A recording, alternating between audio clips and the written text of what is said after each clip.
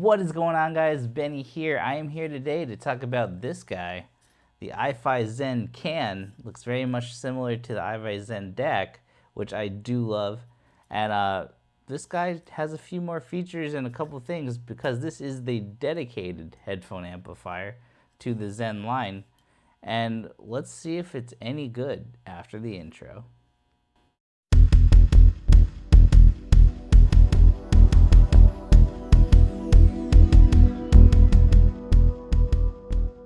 Alright guys, so let's kind of go over the build quality of the iFi Zen Can. Like I said, it was very similar to the iFi Zen DAC, which it has the same form factor and they're meant to be stacked on top of each other, which is always a good thing.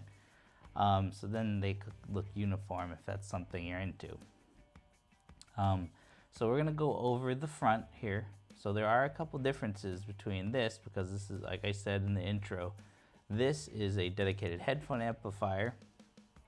The Zen DAC, excuse me, I keep doing this because it's behind me. But the iFi Zen DAC has a couple things on it. Like if you go back to that review on the front, you have the power match button, which is its own gain switch, and then two outputs for single-ended and balanced with a 4.4 Pentacon. This guy, the Zen Can, is a little bit different. So this has its own dedicated power, which also the Zen DAC does as well, which you can use the iFi power adapter for that, so you don't have to pull power from your USB, which I said it does sound a little bit better when you do that, only because it's not just using power over the same line as the USB. But with this guy, it's no different. It does have its own dedicated power supply, and this one actually comes with the iFi power. I do believe that's where the, if you factored in any of the cost, the iFi power by itself, I believe is $50. I think it's $49 if you buy it on its own.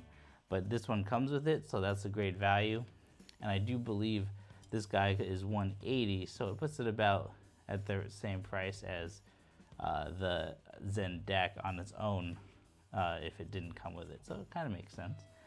So let's go over the front here. So we have a dedicated power button, and then we also have an input. You get 3 inputs on here, and then also a gain, which comes in 4 different flavors. I guess one is 0, so there's no gain at all. The next one is 6 dB, 12 dB, and 18 dB. I don't know why you need the 18 dB unless you're really deaf and you really want to listen to it really loud, or you have super hard to drive headphones. And then you have the great volume knob here, just as smooth as the iFi Zen DAC. And then you have the single-ended output and the 4.4 Pentacon balanced output. And then you have this button on the end, which is very well known through iFi lines, which is, it's an X-bass button to add more bass. And then the 3D button, which kind of makes it a little bit more holographic. And yeah, and you can have each of those on separately, and then on the third push button, it actually lets you have both on at the same time. All right, so going to the bottom, same little rubber feet, same little 4 rubber feet as the Zen DAC. We come around to the back. Let's go from left to right. So you do have your balanced input, so by 4.4 Pentacon, which you can do from the Zen DAC to this guy. You do have the single-ended 3.5 millimeter. You do have the RCAs, and then you do have another balanced output in the case of you're using 4.4 Pentacon to like XLR if you're going to use it for monitors, and you can use this as a preamp. And then also then your DC 5 volt power there. So would I, in terms of the build, this guy is very good. It's the same build factor as the Zen DAC, very sturdy, made out of aluminum. This guy's pretty heavy. So in terms of that, build quality is great. Nothing wrong with it. I love their knob on here, and also the Zen DAC, same feel. I did note there are a couple things that this does very well that the Zen DAC does not do. It does, so we're gonna go over a couple of the things that are good about this, and there are a couple things I do not like about this. So with this guy, what this guy does very well, at least compared to the Zen DAC itself, basically with it, there's a lot more separation in terms of like all the instruments and a little bit more airiness to it. And I feel like that's the iFi house sound. Lots of resolution. It's very clear and clean. So one of the things about this guy compared to the Zen DAC that is good, definitely, is the fact that you get more power. So obviously, because it's a dedicated headphone amp. So out of the single-ended input, or output, excuse me, out of the single-ended output, you get 1.6 watts out of into a 32 ohm load. And then with the 4.4 Penacon, you actually get 1.8 watts out of it into a 64 ohm, which is a little strange that they do it that way. But if you are listening to a 32 ohm headphone, it'll be more power than 1.8, which is pretty nice. Another thing that I do like that iFi has done, I think I went over it a little bit during the Zen DAC, was that they're using these 4.4 Penacons instead of XLRs.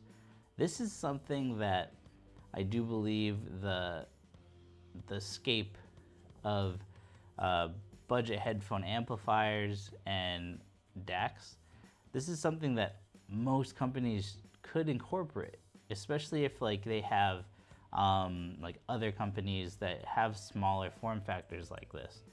So if they want to keep the smaller form factors, they could just throw that 4.4 millimeter Penacon on the back of their stuff. I don't know if that's completely patented for them. I don't think so. But then they could have everything in their lines be balanced and have it be an option, which is amazing. This is a great idea, iFi, especially if it becomes a standard for smaller units like this.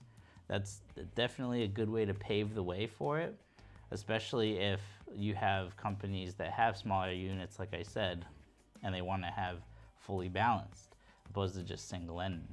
One of the companies I could think of right now that sounds really great single-ended, but what if it was balanced, would be like the JDS Labs LDAC and their Element. Like if you were able to do balanced with those, not that you need the power or the separation, but it'd be, I'd want to hear it. I definitely would want to hear it. All right, so the things that I didn't like about this guy. So I don't know if it was just my unit, because initially when I got this, I didn't think it sounded very good. It sounded kind of tinny, and it was missing frequencies in my ears. When it came to leaving it on, I left it on for a few hours, 3 to 4 hours, and it seemed to like open up, and it sounded a lot better than when it just came out of the box. So if you're like, if you buy this guy and you try to A/B it by turning it on and off, and you're not having it on the whole time while you're doing it, you're gonna hear a difference that it's gonna sound like crap. So like I said, I suggest to leave it on so then it can warm up a little bit, because this is a Class A. So basically with that, most Class A things you kind of want to leave on. So with that, I would say leave it on if you're going to A/B test and you're going to buy this guy. Another thing for me, I'm not a crazy bass head, definitely not. So when it came to using this X bass on here, it does sound better than the one on the Zen DAC. But as it should be, because this is a dedicated headphone amplifier. That's a DAC and headphone amplifier. So the separation's gonna be a little bad, and it's not gonna be as tight, especially with this little filter here. When I did use the 3D filter on here, I didn't really like it. It basically thinned it out for me.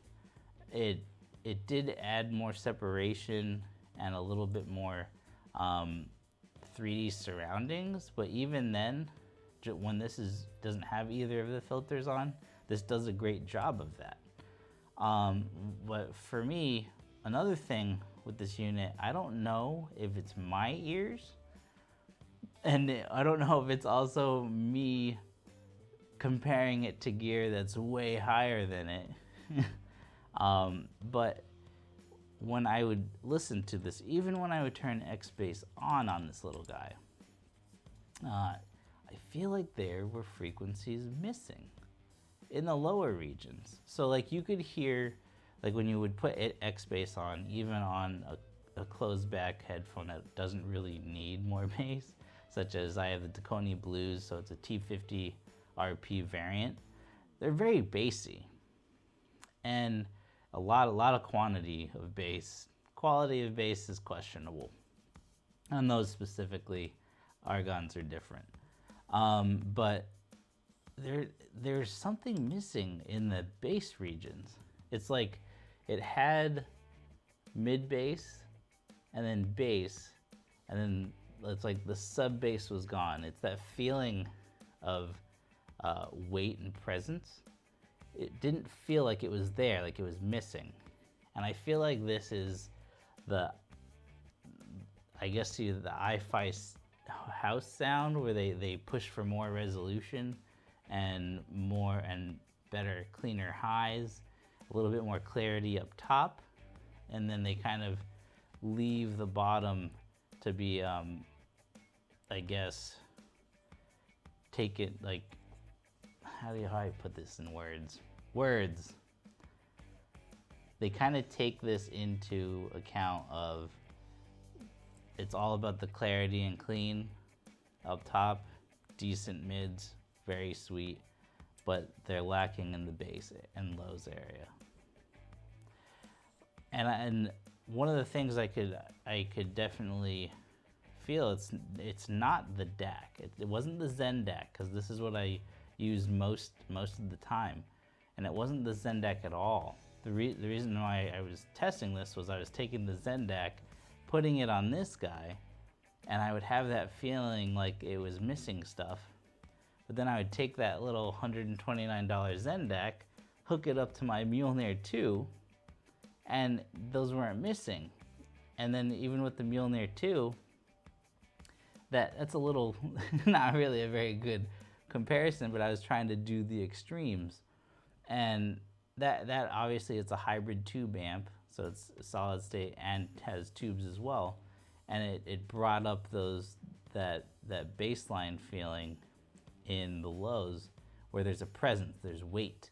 And then when it came to, and I even took the Zen DAC and connected it to my SMSL SP200, same feeling. That's a very clean amp, and it didn't feel like it was missing anything. So I don't know, for like the critical listeners out there, that's gonna be something that this I wouldn't recommend for you. This is definitely for the people that want loud and is kind of just an everyday user, and they're not analyzing music or anything specific to basically pick apart their gear like all audiophiles do. But with that, like I wouldn't recommend this to anyone that does critical listening. It is tilted towards, like I said earlier, clarity, high resolution, and mids. And that may be your thing. And for me, I'm very, very highs sensitive. So when it came to the resolution and everything, it hits me in the face a little bit too much, and it gets a little bit, I wouldn't say, yeah, I would say it, never mind. I would say sibilant, and it hurts my ears a little bit. But it also may be because I was using my Sundaras. I was using the Tacony Blues, which I didn't have nearly as much like sibilance in those on certain songs. I did, when it came to running it with those two headphones specifically, I did have a lot more of the sibilance with the open back headphones, the Sundaras, than I did the Tacony Blues, but that may also be because the Tacony Blues are more of a closed back, like kind of an in-between because they're vented, but they're more of a closed back, and then like the lows may have pushed out the highs a little bit. And in terms of the Tacony Blues, they're not very sparkly up top as it is. They're kind of recessed and rolled off in the highs. So that may have helped. But again, with this guy, if you're a critical listener, I wouldn't get this guy. And for me, I would say for the everyday person, this guy is definitely a winner, especially if you like to listen to things at very loud volumes, because this does push out a decent amount of power. In terms of, let's go on to, I'm kind of beating this guy up a little bit, and I don't want to say that, but you know, it's comes with the reviews of things and how I've been listening to it. But in terms of the settings, for me at least, for making it sound the best, I did use a 4.4 to 4.4 Penacon balanced cable from the Zen DAC to the Zen Can. I also used the RCAs that come with it, which sound very decent as well. And then with that, in terms of the settings, I used, I put it on 6 dB gain and put on the X bass, and that 6 dB and 12 dB gain with X bass on, it brings up that weight that I was saying that it feels like it's lacking. And in terms of that, that's the setting I would go with, because it helps sweeten up the mids a little bit, as well in terms of the lows. The weightiness comes back a little bit, and it, in terms of the price, it definitely hits it out of the park for that. But there are other headphone amplifiers that are cheaper than this that kind of cover the bases a little more, aren't as sparkly and as resolute up top or in like the mid highs. But if you want more overall, I guess you could say, how do I put this? If you want more overall quickness, like being able to pivot from music type to music type, there are other headphone amplifiers that do it better, that are cheaper by about the $80 that this is, to $60, $80 to $60 less than this guy, that I do think sound better. But again, you're fighting build quality there, because if you were gonna jump into like the JDS Labs Atom, all plastic build, and it does sound more balanced throughout the frequency range. You think of something like the Shit Magni 3 Plus, I think that's what they're on, Shit Magni 3 Plus, or the Shit Heresy, Magni Heresy, the black and red one, that also has a little bit better of a overall frequency range. It's a little bit warmer because of the op amps that it uses, but it does have a better overall frequency response, especially when you shove it into their high gain mode. But again, for the everyday listener, if you like iFi, you want the knob feel. If you like iFi and you want a matching stack, the stack is great. was very good together. But like I said previous, there are a couple caveats to this guy, but overall it still sounds good. But there are other headphone amplifiers that you may want to check out. You could buy all of them at once and A/B them. But in terms of that, I would say this is a buy, but for me personally, not a recommendation. There are other things out there, but in terms of recommendations in the Zen line so far, I would say the Zen DAC is definitely a good buy and one of my recommendations. All right, guys, so that was a little bit long-winded. This is a really long, in terms of me rambling, at least, and this review. Again, guys, this was sent to me by iFi. Everything I've said is my own. Obviously, I went into a lot of down the rabbit hole stories. But I will see you guys in the next review, and that'll be the Shit Mjolnir 2 and Gungnir Multibit review. So be on the lookout for that. I will see you guys next time.